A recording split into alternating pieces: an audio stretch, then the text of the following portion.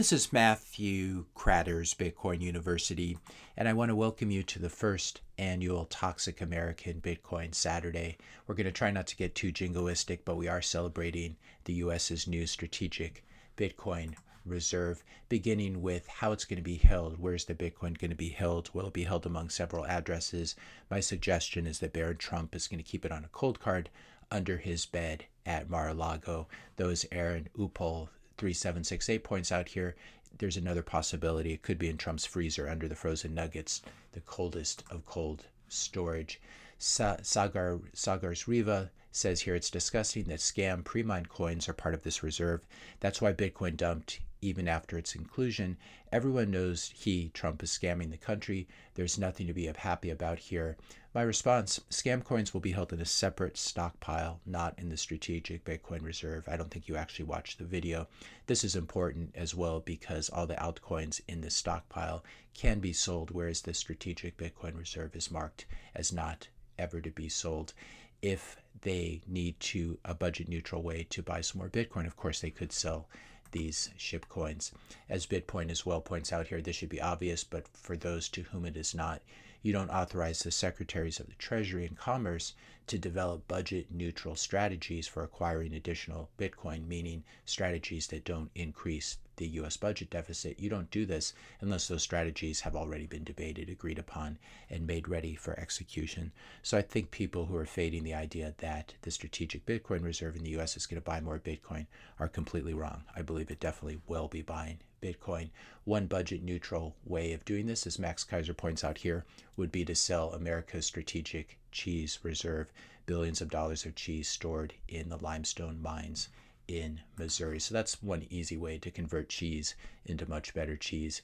Edward on Twitter asking me, Matthew, what is stopping the U.S. government from quote unquote buying citizens Bitcoin a la gold in 1933? Obviously, we're referring to President Roosevelt's confiscation of Americans' gold. My response, the American people having some balls, having guns, and standing up for their private property. Also nice to have politicians like Trump and a somewhat non-cucked Supreme Court, at least for now. In retrospect, I realize Edward may have been asking about the strategic Bitcoin reserve. My response is more talking about individual Bitcoin held in self-custody.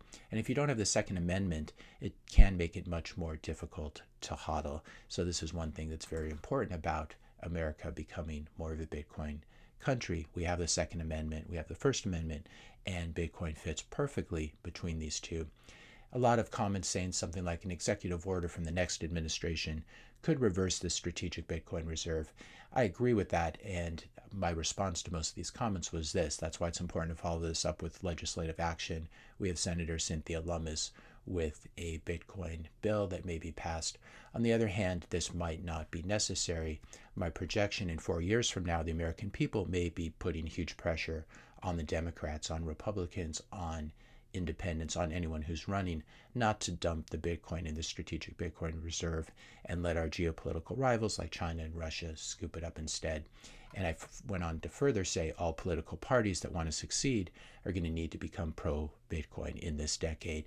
Being anti-Bitcoin is going to seem like being anti-internet or anti-technology. Luke Dasher here has the best suggestion why we really don't need a strategic Bitcoin reserve. I go back and forth between being very happy about it and also kind of going back to more libertarian roots. As Luke writes here, government is funded by taxpayers. It has no business having quote unquote reserves, whether it be dollars or Bitcoins. Any excess should be refunded to the taxpayers or used to reduce taxes the next year. I think that's a great comment. Now moving on to shipcoins, to altcoins, we have Rachel Maddow here addressing the strategic Bitcoin reserve. And as Magoo points out, as she says, I'm not an expert, proceeds to not only prove that she is indeed not an expert, but also proves that she is retarded. Let's give it a listen. I should say I'm by no means a crypto expert. I'm not going to give you a lecture on blockchain or meme coins or any of that. A, I don't know, and B, I don't care.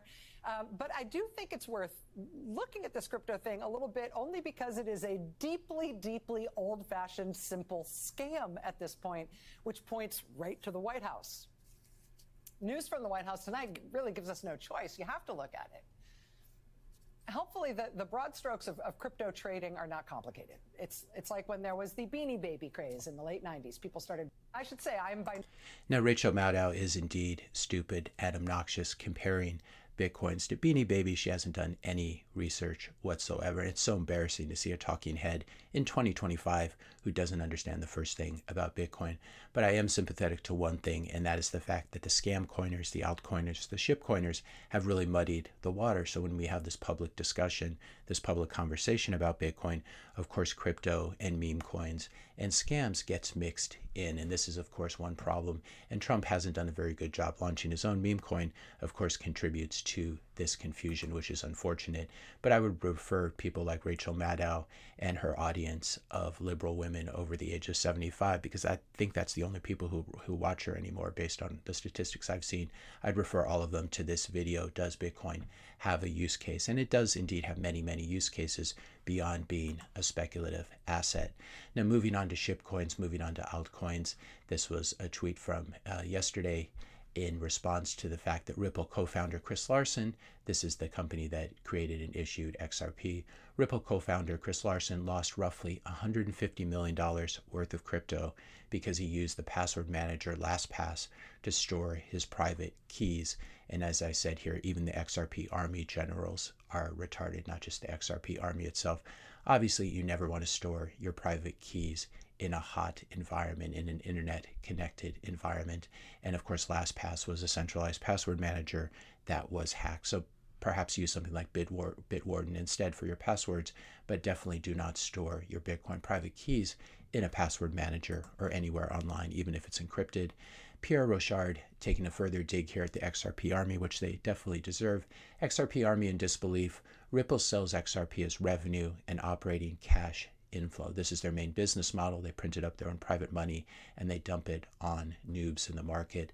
As Pierre goes on to say, it's not financing, you're not investing in Ripple, you're just getting tokens created out of thin air dumped on you. And this is important to recognize because XRP tokens are not equity in Ripple. So people who are buying this who think they're getting a piece of the pie are very sorely mistaken. Ripple doesn't owe you anything post-sale. And then someone asked, Jorge Carrasco here asked Joel Katz, who's one of the Ripple guys, to clarify this. And Joel Katz responded, this is 100% correct. In my opinion, Ripple can, will, and should act in its own interest. You should not expect Ripple to act in your interest to the detriment of its own interest or those of its shareholders. If you're holding XRP tokens, you're not a shareholder. You're just the idiot at the poker table. And this is why XRP has continued to decline and is so far off of its highs against Bitcoin, because it's a completely centralized thing. The whole network is run based off of a couple chosen Ripple nodes. It's really just decentralized in name only. It's decentralization theater. Finally, Francis of Bull Bitcoin, Francis Pouliot, had a great tweet here. What's the top reason people become Bitcoin only? And Francis responded, absence of demonic possession. It's actually an interesting hypothesis when you take a look at some of the crypto founders and their behavior. Daimajin696, I think it would be wise to start scaling out of Bitcoin and other cryptos before you lose everything. My response, so you're really bullish on US dollars and other fiat? Why is that? And then he unfortunately deleted his response, but his response was, well, the US dollar's been doing great for the last 250 years, so why should it change? Complete ignorance of monetary history, and it looks like he sold his Bitcoin to buy stocks, so that's pretty sad.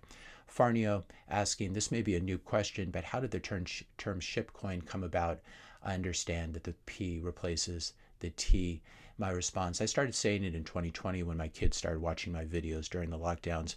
My kids are older now, but lots of families watch my videos with their kids, so I try to keep it clean. I don't always succeed, and I do say the retard word quite a bit, so I apologize for that, but that is just a symptom of my generation. I'm a Gen Xer, and saying retarded is part of our culture, so I hope you'll tolerate that.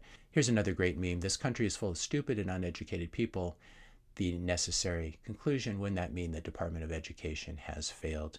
And then, of course, we get the Microsoft blue screen of death in response to that. Stack Hodler here had an interesting, I believe, European perspective. The United States just signaled its intent to buy and hodl Bitcoin. Most people aren't aware of this information yet, but you are. You now have an extremely limited window to establish your own strategic reserve, buying Bitcoin below 100K. And of course, you don't have to buy a whole Bitcoin. You can buy a fraction of a Bitcoin. You can buy $50 of Bitcoin or $100 of Bitcoin. How you react to this information asymmetry, has the potential to massively impact the rest of your life. Good luck. And then in a related comment, Danish Wing Foiler wrote in, unfortunately, Trump has zero credibility outside the U.S., particularly in the countries which have the wealth to seriously buy large amounts of Bitcoin. Therefore, the establishment of the SBR in the U.S. will have no effect on the demand or the price of Bitcoin. Trump is so toxic outside the U.S. that it will be toxic for any serious politician to work for an SBR in other countries. No one wants to do what Trump is doing. There's been much talk about nationwide adoption, but with Trump in the White House, it will probably not happen. Maybe this is also for the best, as I would much prefer organic growth of Bitcoin among the plebs instead of governments owning large amounts of Bitcoin. My response, if politicians in other countries avoid Bitcoin because of its association with Trump, it's really their ignorance and their loss. The EU is currently triggered by anything that Trump does or likes, but China, the US, and Russia will be buying Bitcoin, whether the EU thinks it's a good idea or not.